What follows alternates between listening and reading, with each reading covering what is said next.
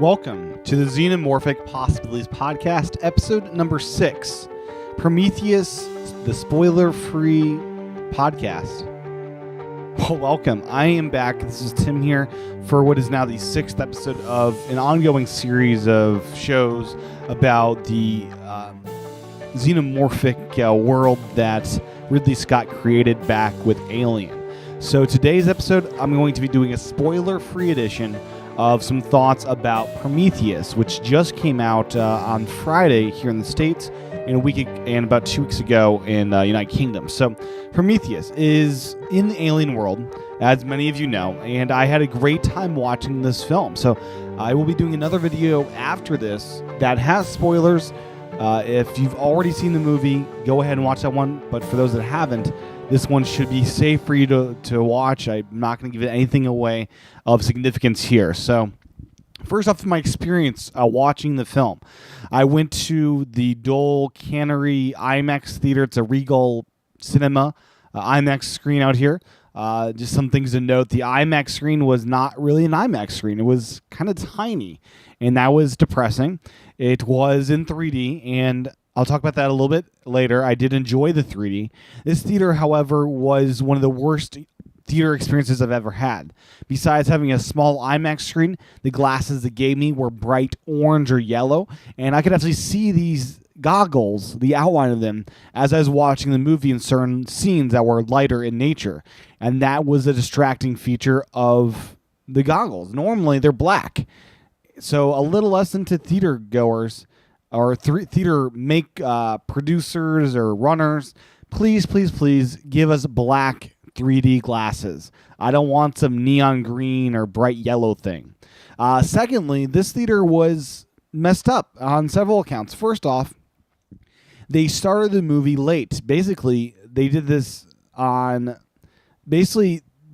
all of the errors I experienced here most of the errors that could be accounted for just with projectionists that had no care in the world or were not properly trained. These people that ran this theater were not good at all. Basically, what happened is they started playing the trailers, and then they played the Prometheus trailer. And I was furious because I don't want to see the Prometheus trailer right before going in to watch the movie. That just ruins the whole ambiance of it to me. And when they played this, they played the whole thing through the trailer, and then we're probably taking the wrong reel. So they restarted, played another 10 minutes worth of trailers, and many of those being repeats, and it was just such a terrible experience before watching the actual movie. Ending the movie, they did an even bigger crime, in my opinion. They shut off the sound in the theater. No music during the end credits. It started, and they shut off the sound, assuming at a midnight screener to Prometheus, one of the most anticipated movies, a ticket that cost $20 that was in 3D, that was IMAX. They assumed the hardcore fans would not want to stay for the end credits. Really? Regal Cinemas, that is a crime. So if you're ever on Oahu, do not go to the Regal Cinemas here, the IMAX Dole theaters, because they're terrible. I'll be going to Ward Cinemas from here on out. So that's my terrible experience I had. With that said, let's get into some spoiler-free talk about Prometheus. Sorry for the little bit of rant, but I've heard just terrible things from other people as well as of their experiences. I've heard of people not even be able to watch it because of some Windows 95 bug in the projection system. So I'm glad I did not have that bug, and I'm glad I got to watch it. So I've watched it twice now. I watched it opening night, Thursday at midnight, and I watched it Friday after work. First one was 3D IMAX, and the second one was 2D in a regular screen and all that good stuff. So I did enjoy the IMAX version better.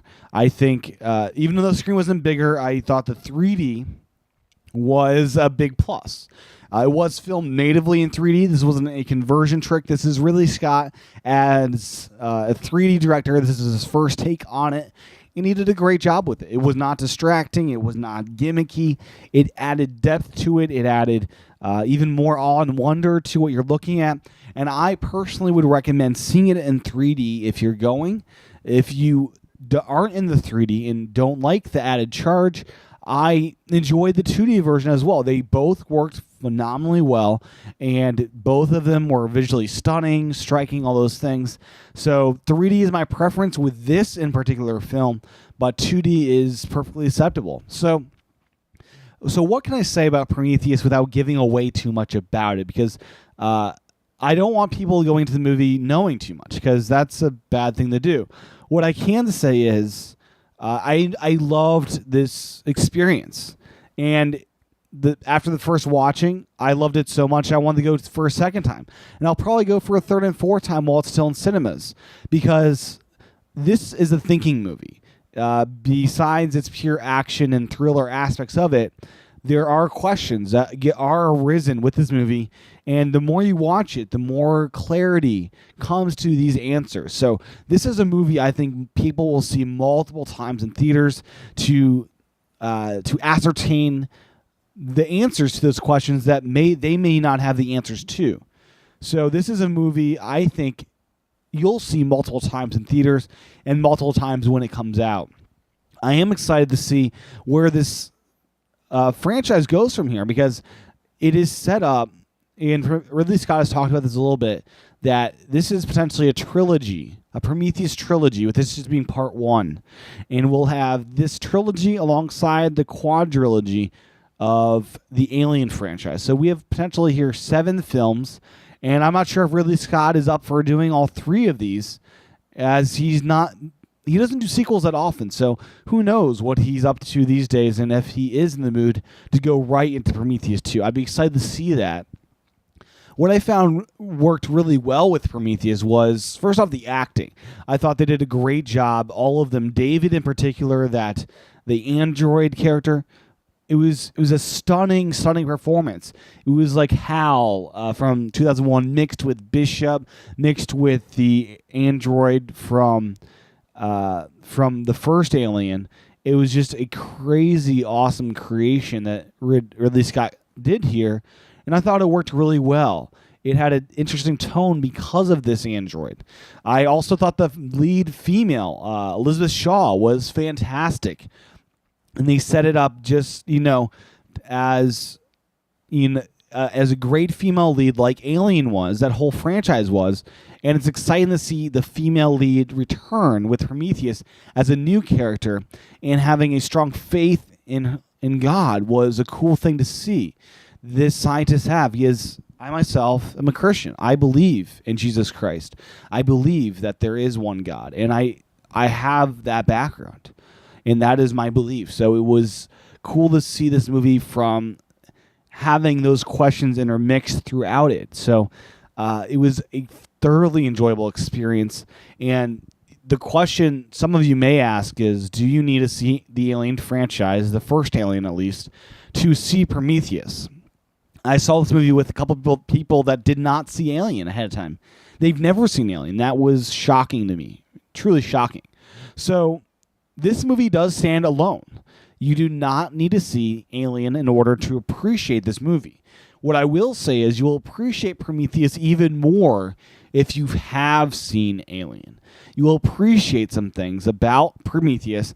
You'll appreciate, this connects to that in that aspect, or, that imagery is similar. You'll appreciate those sort of things. You'll have questions from Alien answered within Prometheus. Perhaps not all of your questions, but you will have some of them answered. And overall, it's a great standalone movie that works in and of itself.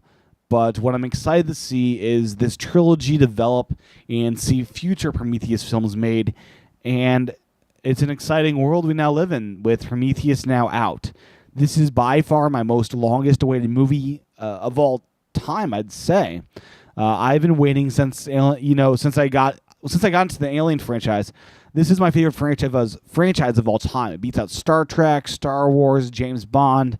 Any franchise you can name, this is my favorite franchise. So I'm excited to see new life in it, and not a terrible life like that of Alien vs. Predator, but a real intellectual take on the alien world and where it should go. So these are my spoiler-free thoughts.